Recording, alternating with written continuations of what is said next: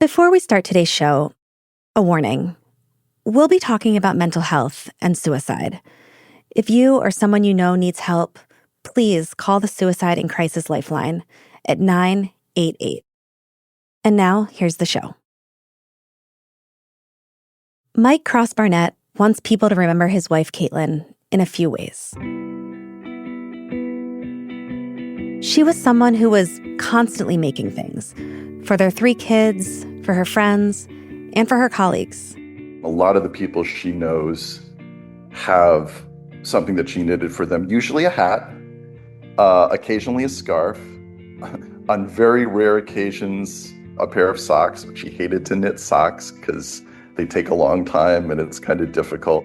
Mike was the careful planner. Caitlyn was spontaneous.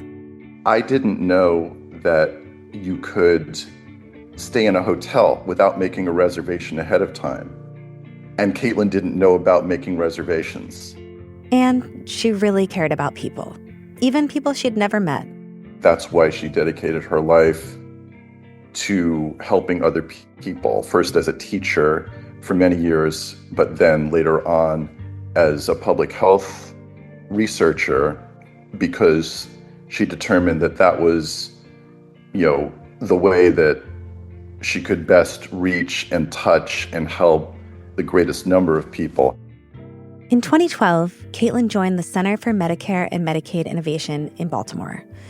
She studied how certain prenatal care could lead to better outcomes for pregnant women on Medicaid, while also saving the government money with fewer ER visits. And she oversaw a government-funded program that helped pregnant mothers who were addicted to opioids. It was work that felt very fulfilling to her and that she loved doing. But then, within days of President Trump's second inauguration, the government began removing gender and minority health data from its websites. Caitlyn started to worry that she and her colleagues might lose their jobs and that all the programs they'd worked on would just go away. And that all of this, not only would all of this work be for nothing, but then all the people who they knew would benefit from these programs wouldn't receive those benefits, and that people would very likely become sick and even die as a result of not having access to these services. At the same time, Caitlyn was recovering from a difficult surgery. She had also struggled with depression on and off for years, though she'd never attempted suicide. But as she thought about what was happening to the government, to her colleagues, to her country, she became more and more distressed. The weight of all of it just became too much for her, kind of like the straw that broke the camel's back in a way. On March 4th, Caitlyn died by suicide. She was 55 years old.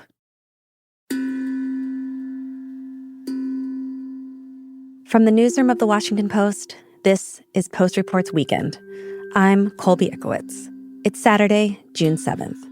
Today, we bring you a special episode about the immense toll on federal workers' mental health in the wake of the chaos of the Trump administration's first months.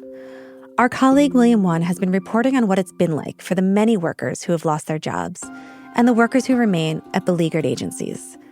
And later in the show, William and I talk about his experience covering the nation's mental health crisis.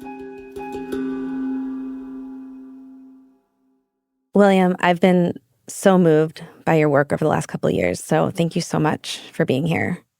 It's great to be with you. William, we just heard the tragic story about Caitlyn. Does Mike blame the Trump administration for his wife's death? I think it's complicated. Like any suicide that happens, there's a lot of factors that come into it. But I think a key one was her stress and frustrations and just deep worry about her job, whether she would lose it, whether the people counting on her, whether she could still help those populations, which is the whole reason she joined the federal government. So I talked to her husband, her daughter, a lot of her friends, a lot of her coworkers, and I think it was a huge, huge factor in why she died. How did you come across Caitlyn's story? How did you learn about what had happened?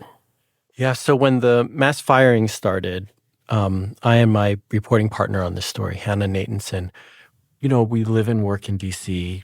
I just kept hearing over and over from all of these federal workers, friends, neighbors, just people you encounter. And then online too, just these stories of like, I had federal workers telling me they had all of this pain and angst. And so some of them started telling us about, they were turning to alcohol. They were going to see therapists for the first time. Their psychiatrists were upping their medications, doubling the dose and then doubling it again. And in the middle of all this, I heard several cases of suicide were happening. And it just felt really important to be able to tell at least one of those stories. Yeah. And just so people could feel and see the wreckage that was happening, that it's not just numbers. We're just firing people, this many people. It was real, actual people suffering in the middle of it. And Caitlyn, the department where Caitlyn worked, they've laid off a lot of people. I mean, I guess we'll never know if she is her unit still there? Would she have been swept up in the kind of mass firings? That's the thing she was so worried about for so long. She died before a lot of this played out. But just a month later, 10,000 workers at Health and Human Services, the department where she worked, were laid off. It wasn't just the number laid off, though. It was the manner they were carried out. Some people would find out that morning, I think it was in April, they had to line up in these huge lines outside the building, and they'd one by one swipe their cards. And only if their card worked, they would find out, I'm still got a job. And if it didn't, they would have to pack their things. Oh my God.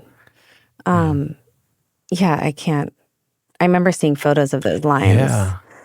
Has the federal government reacted or responded or reached out to Caitlyn's family, to Mike?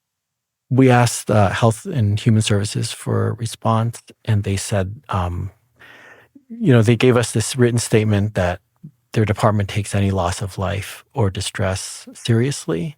And, they said our focus remains on providing support and resources to ensure the well-being of their employees. The interesting thing is we reached out to the White House as well because their story, connected a lot of this anguish to the actions they were taking. And their response was interesting in that they gave us two responses. One was Trump has done more than any other president in history to help address chronic diseases in our country. Okay. Which is puzzling. Yeah. And then the other was that, people serve the government and it's an honor and not a privilege. So anyone who doesn't want to be there should find a job in the private sector.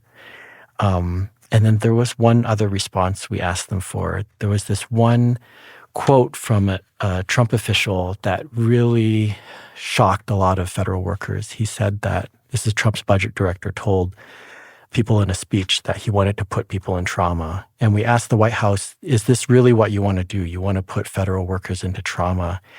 And they gave us this written statement from an unnamed senior official that basically said, what about the January 6th defendants and political prisoners who suffered real trauma and committed suicide over the harassment, bullying, and imprisonment of bureaucrats who weaponized the government against them? What about them?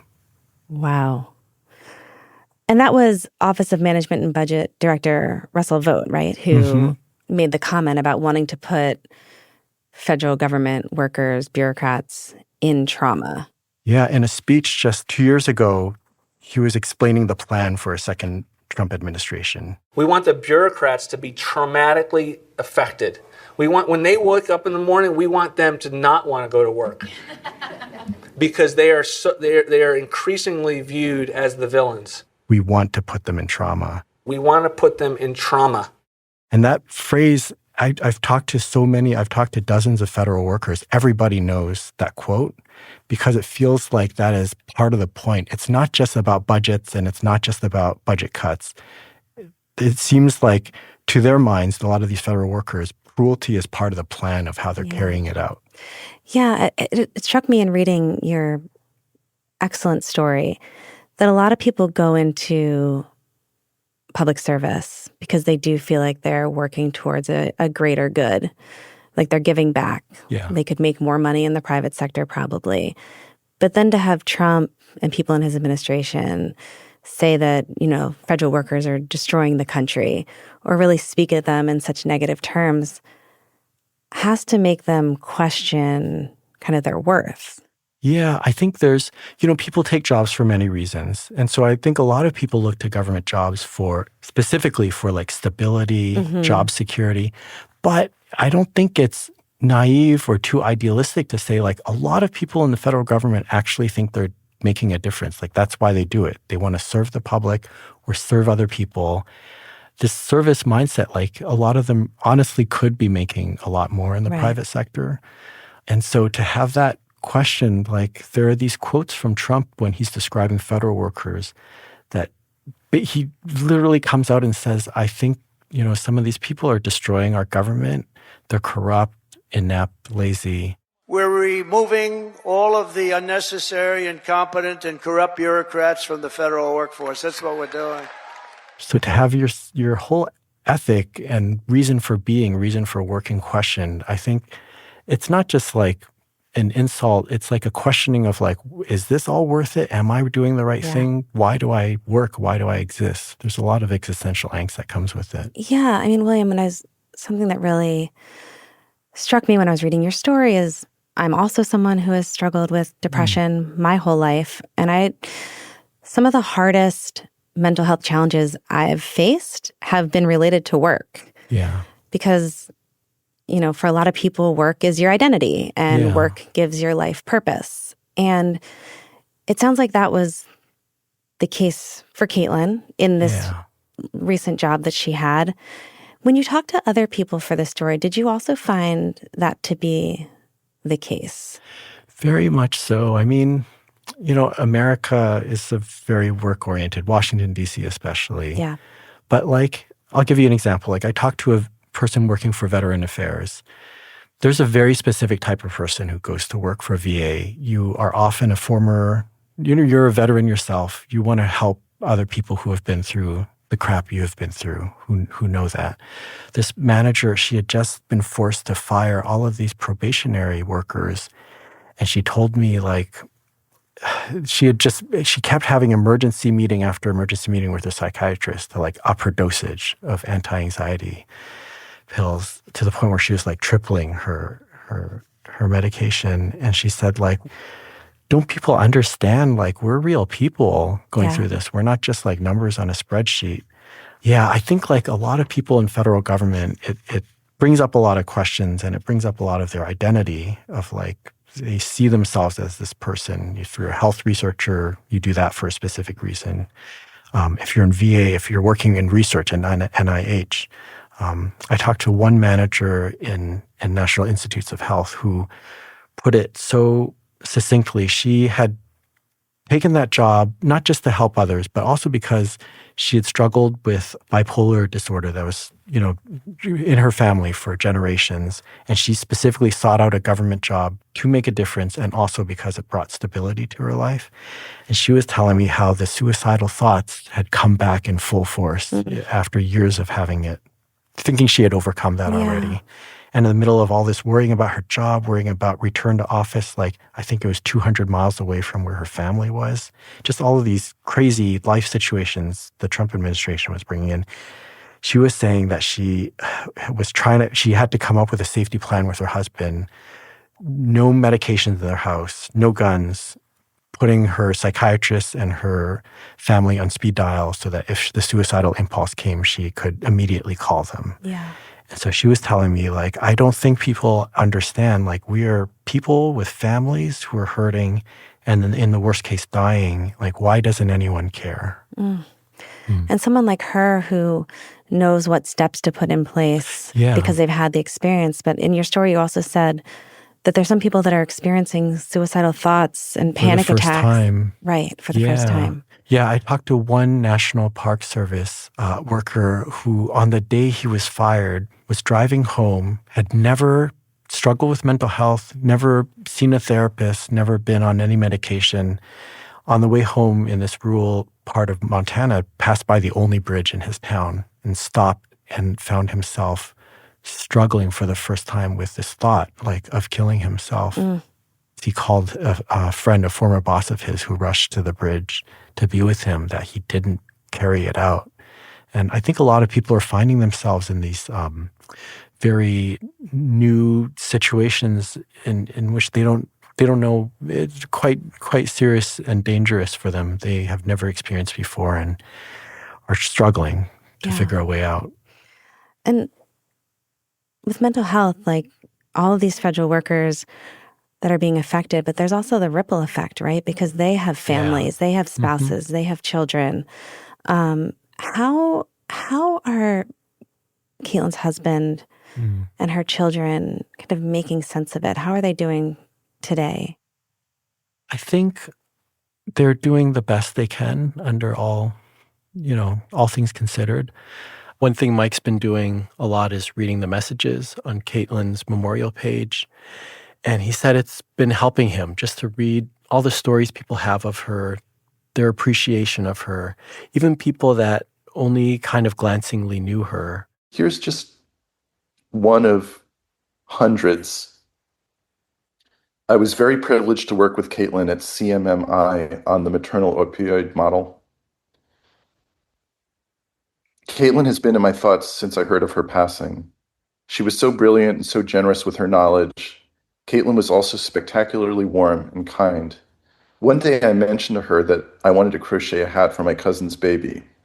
The next morning when I got to work, I found many spools of beautiful red yarn sitting on my desk and a note saying that in lieu of payment I could make a donation to Planned Parenthood.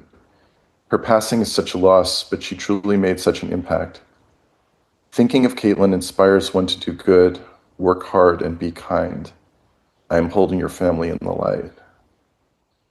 That line, thinking of Caitlyn inspires one to do good, work hard, and be kind,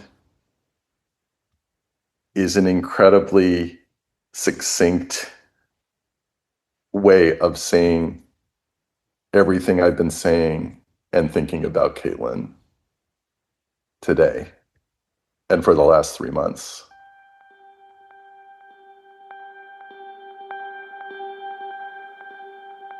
So, William, you've been covering mental health here at the Post for years. And after the break, I want to spend some time reflecting on that coverage with you.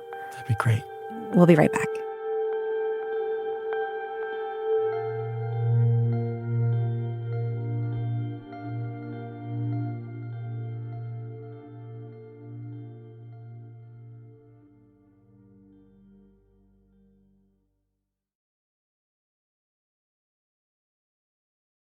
So, William, like I said, I've been such a fan of your work, and I've read every story you've written over the past few years on mental health. And I'm curious because there was a period of time a couple of years ago when I was writing a lot about mental health as well, not to the depths that you do. But what made you interested in that as a beat? I was a health reporter I started covering health in 2018, 2019. And I remember it was in a pretty dark period of my life as well. And I remember sitting down and really thinking about, if I'm going to cover health and science, is there a facet of it that other people aren't covering? Is there a way that I could actually contribute something and make a difference to it? And the thing that occurred to me is like, if nothing else in your life, you know a lot about suffering. Like you know pain and suffering. I am a son of a minister, and some of my earliest childhood memories are following my dad as a kid to hospitals, to the homes of people who are on their deathbed, and watching him tend to them and their family. And so I thought, wow, this is like something, mental health is so undercovered and almost treated as a vestige or appendage to the medical system. And so I told myself, this is something and can write about. And that's when I kind of started writing about suicide, the lack of access to therapy in our country, how like broken and underfunded all of mental health infrastructure is in America. Yeah. And it has been just this beautiful gift in my life, I have to say. Like, one of the things I've learned so many lessons in writing about it. And one of the key ones, like we were talking about Mike and his family and Caitlyn, is that in pain and suffering, there's like so much beauty and so much wisdom, and especially so much power. Like there's this power to change the world that can come from pain, and the power to change yourself in going through pain. And it's been such a gift to me to be able to write about it. William, you've had some like outcomes come from your reporting. Can you talk about, I'm thinking of Yale University in particular. Can you talk about that story and what happened because of the reporting that you did? Yeah. I got a tip, this is 2 years ago, about students at Yale being forced out of the university when they showed signs of mental health struggles, any struggle with suicide. They were like very strongly urged to leave. And then they would have to reapply, like new application essay, letters of reference, had to take courses to prove their like intellectual strength, and even at some point had to pay like an application fee to get back in the university that they were already in. And so this was causing students to hide their mental health problems instead of come out with it and get help. And so I did this story that was part investigative and part narrative, where we just followed the journey of one student who had gotten kicked out and was trying her best to get back in after a suicide attempt. And it led to this incredible change. Like people had known about this policy and written about it for 20 to 30 years. But this one story, both chronicling this one student and many students' stories, all packed into one thing, it led to the university getting flooded with alumni and students and people on their board.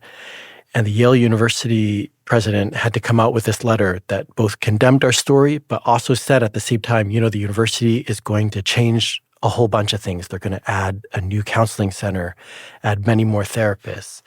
And it led to a class action lawsuit and even congressional calls for investigation. And in the end, Yale literally changed every single problem and policy that we laid out in our story. And it was this really gratifying, like in pursuing things that you think are right and trying your best and caring, you can like change the world sometimes in these little ways. Yeah. William, there's one story that you wrote, and correct me on the details, but I remember I was reading it in my car. I think I was a new mom, and it was a father's perspective. His son had died by suicide. Oh, yeah. And you had a detail in there about how they had a mold. He had a mold made of his son's hand. Yeah. So that he could still hold his son's hand. And I sat in my car and sobbed. And that detail has stuck with me. I can't believe you remember all that. These years. I didn't even remember that detail. Yeah, that's right. Again, I think just as a mom and like thinking about holding your child's hand, and I think of myself, you know, sobbing in the car, and I wonder, how do you protect your own mental health when you're dealing with some of the hardest moments of other people's lives and dealing with these devastating details? I think that I often put work first, like above everything else, to my detriment. And I think I've learned over the last few years to really pace myself. And the way I do that is this thing, I trick myself because I care about other people. I tell myself, if you are going to help people over the long term, you have to protect your body. You almost like my body is a tool and a machine. And in order to help people, I have to like keep that machine oiled so it can keep helping people. And so as long as I tell myself I'm not doing it for myself, I actually will take time off and like be a person, a real human. My wife makes fun of me and says, wow, sometimes you can be an actual human being. Like, relax and stuff. But there are other tricks too, like pacing yourself. I try really hard to celebrate victories when they happen, even the smallest ones. Yeah. Because if you wait for the big victory, it could be months, it could be years sometimes. Yeah. And then one really key thing is I have like a crew. Like I have friends that I can call anytime and talk about whatever, including like sometimes after a really hard interview, I just need to talk about like Grey's Anatomy for like an hour with a friend, or gossip or do other things. And so I have friends for that. and then I have my kids. And so I often think of those people on the Tour de France where there's one single rider, but like behind them, there's actually like an entire van. Yeah. And you have to, the harder your stories get, the better your van and your crew and your whole setup needs to be. And your whole mindset needs to be. So I've gotten much better at that. And in talking to like all of these experts, like I actually learn a lot of, like I was not that open to therapy, I have to admit, before I started covering mental health. And I now see how valuable a lot of that is. And a lot of these practices are.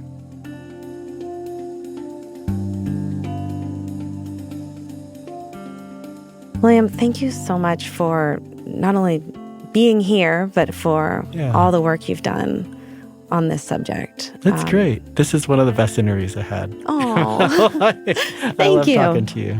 Thanks, William.